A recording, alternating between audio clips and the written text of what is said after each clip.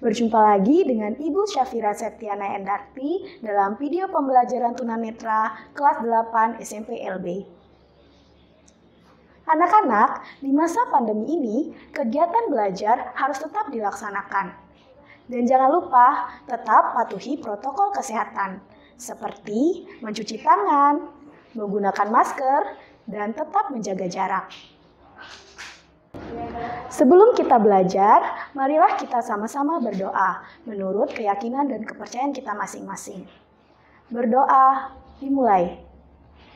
Selesai. Hari ini kita akan belajar mata pelajaran IPS. Materi kali ini tentang kedatangan bangsa Inggris ke Indonesia. Anak-anak, sebelumnya ada yang tahu mengapa bangsa Inggris datang ke Indonesia? Yuk kita sama-sama pelajari materi berikut ini.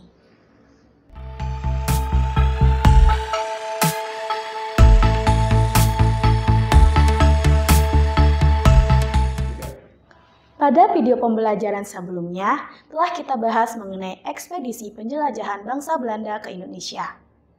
Kita ulas kembali pada tanggal 31 Desember tahun 1799. VOC resmi dibubarkan, dan seketika Indonesia langsung berada di bawah kekuasaan pemerintah Belanda, yakni Republik Bataaf. Pada masa pemerintahan ini, Daendels dengan tugas mempertahankan Indonesia dari serangan Inggris. Pada tahun 1811, Inggris melakukan penyerangan terhadap Belanda untuk dapat menguasai Indonesia, yang dipimpin oleh Gubernur Jensen. Belanda menyerahkan kekuasaannya di Indonesia kepada Inggris dengan perjanjian Tuntang pada tanggal 18 September tahun 1811 yang berisikan tentang 1. Seluruh Jawa dan sekitarnya diserahkan kepada Inggris. 2. Semua tentara Belanda menjadi tawanan Inggris. 3. Semua pegawai Belanda yang mau bekerja sama dengan Inggris dapat memegang jabatan terus. 4. Semua hutang pemerintah Belanda yang dahulu bukan menjadi tanggung jawab Inggris. 1 minggu sebelum perjanjian itu dilakukan, Raja Muda Fitzroy, Lord Minto yang berkedudukan di India, mengangkat Thomas Stamford Raffles sebagai wakil gubernur. Sehingga Raffles memiliki kekuasaan penuh di Indonesia untuk menerapkan kebijakan baru. Untuk penjelasan selanjutnya, mari kita sama-sama simak video berikut ini. Raffles memiliki kekuasaan penuh di Indonesia dengan menerapkan kebijakan baru yang meliputi berbagai bidang, di antaranya bidang birokrasi pemerintahan. Kebijakan-kebijakan pada bidang birokrasi pemerintahan antara lain: 1. Pulau Jawa dibagi menjadi 15 karisidenan yang terdiri atas beberapa distrik. 2. Mengubah sistem pemerintahan yang semula dilakukan oleh penguasa pribumi menjadi sistem pemerintah kolonial yang bercorak barat. 3. Bupati-bupati atau penguasa-penguasa pribumi dijadikan pegawai pemerintah kolonial yang langsung di bawah kekuasaan pemerintah pusat. Bidang perekonomian dan keuangan. Kebijakan-kebijakan pada bidang perekonomian dan keuangan antara lain: 1. Petani diberikan kebebasan untuk menanam tanaman ekspor yang paling menguntungkan. 2. Penghapusan pajak hasil bumi. 3. Menetapkan sistem sewa tanah dengan kebijakan bahwa pemerintah kolonial adalah pemilik tanah dan para petani dianggap sebagai penyewa tanah pemerintah. Oleh karena itu, para petani diwajibkan membayar pajak atas penggunaan tanah pemerintah. 4. Pajak dibayarkan kepada kolektor yang dibantu kepala desa tanpa melalui bupati. Bidang hukum.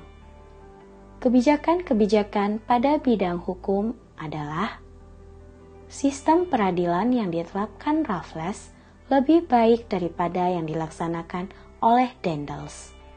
Apabila Daendels berorientasi pada warna kulit atau ras, Raffles lebih berorientasi pada besar kecilnya kesalahan. Bidang sosial. Kebijakan-kebijakan pada bidang sosial antara lain: 1. Penghapusan kerja rodi atau kerja paksa.